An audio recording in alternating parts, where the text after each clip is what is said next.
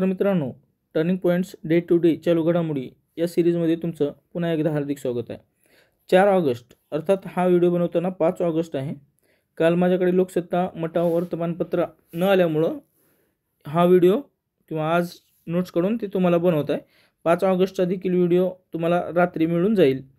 ठीक आहे, नोट्स पण मिळून जातील. पुढचा प्रश्न आहे, म्हणजे आता मूळ प्रश्नाकडे येऊ. International association of agricultural economic तर्फे आयोजित त्रैवार्षिक परिषद, त्रैवार्षिकमध्ये दर 3 वर्षांनी आयोजित त्रैवार्षिक परिषद नवी दिल्ली येथे 65 वर्षांनी भारतात होत असलेल्या कृषी अर्थतज्ञांच्या कितव्या आंतरराष्ट्रीय परिषदेचे उद्घाटन पंतप्रधान नरेंद्र मोदी यांनी केले? तर ते 32व्या थीम आहे शाश्वत कृषी अन्न प्रणालीकडे.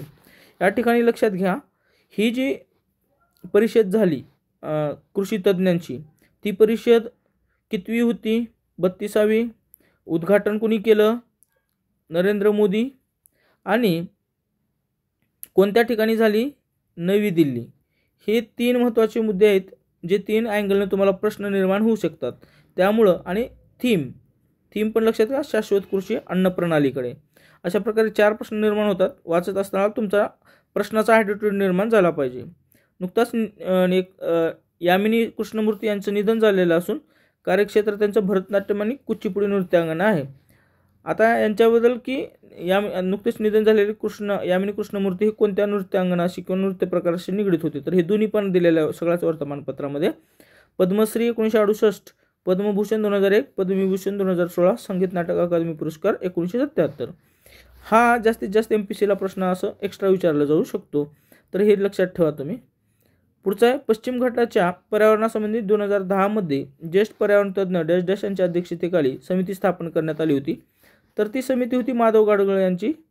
पश्चिम घाटाच्या पर्यावरण संदर्भात. नंतर 2012 मध्ये माधव गाडगीळ यांची पुनर्विलोकन करण्यासाठी ज्येष्ठ शास्त्रज्ञ के कस्तुरीरंगन यांच्या अध्यक्षतेखाली समिती नेमली होती. वायनाड येथे भूस्खलन झालेलं आहे, बरोबर. तर ते वायनाड येथे भूस्खलन झाल्यामुळे हे खूप चर्चेत आहे आणि 100% 101% प्रश्न तुम्हाला येणाऱ्या काळात विचारला जाईल. आता मी पश्चिम घाटासंदर्भात आणखी सांगतो, मग पुन्हा सविस्तर माहिती देतो तुम्हाला. पश्चिम घाटाचा विस्तार किती राज्यात आहे? तर एकूण 6 राज्यात आहे. केरळ, तामिळनाडू, कर्नाटक, गोवा, महाराष्ट्र आणि गुजरात. आता सशस्त्र सीमा दलाचे SSB महासंचालक यांच्याकडे सीमा सुरक्षा दलाचे BSF अतिरिक्त कार्यभार सोपवण्यात आला आहे, दलजीत सिंग चौधरी यांच्याकडे. त्यानंतर पुढचा प्रश्न आहे, पर्यावरण तज्ज्ञ माधव गाडगीळ यांनी पश्चिम घाटासंदर्भात दिलेल्या अहवालात पश्चिम घाटाचे एकूण किती प्रकारात वर्गीकरण केले होते? तर ते 3 प्रकारात केले होते. क्षेत्र 1 पर्यावरणदृष्ट्या सर्वाधिक संवेदनशील, क्षेत्र 2 पर्यावरणदृष्ट्या मध्यम संवेदनशील आणि क्षेत्र 3 पर्यावरणदृष्ट्या कमी संवेदनशील.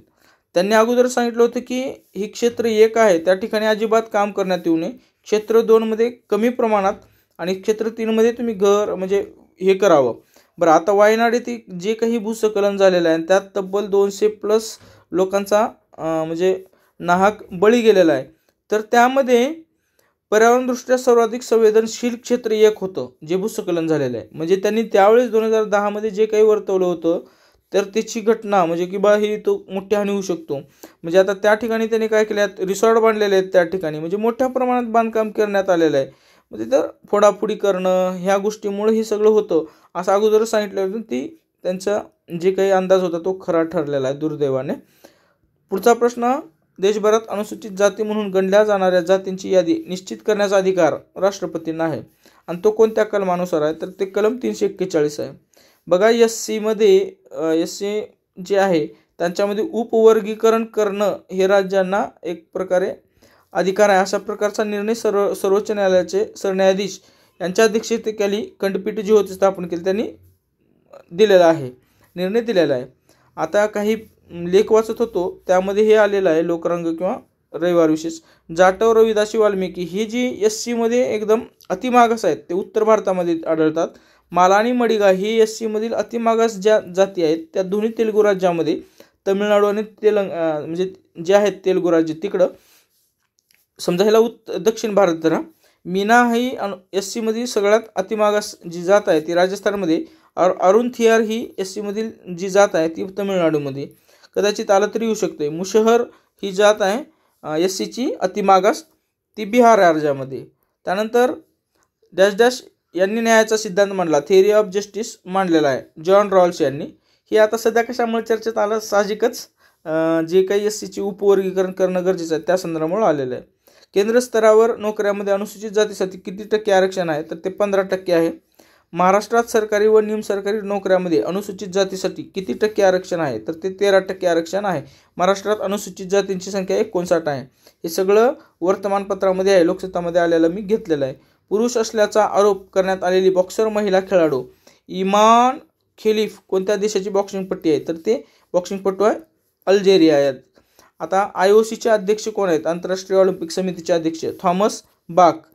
त्यानंतर बांगलादेश येथे हिंसाचार चालू आहे. त्यांनी काय केलं, 1971 जे काही बांगलादेश निर्मिती झाली त्यावेळेस मुक्तीवाहिनी स्थापन केली होती आणि त्यांच्या नातेवाईकासाठी 30% आरक्षण द्यायचा निर्णय केला. त्यामुळे खूप तिथं आंदोलन सुरू आहे आणि बऱ्याच लोकांचे म्हणजे काय मृत्यू झालेला आहे त्या हिंसाचारामध्ये.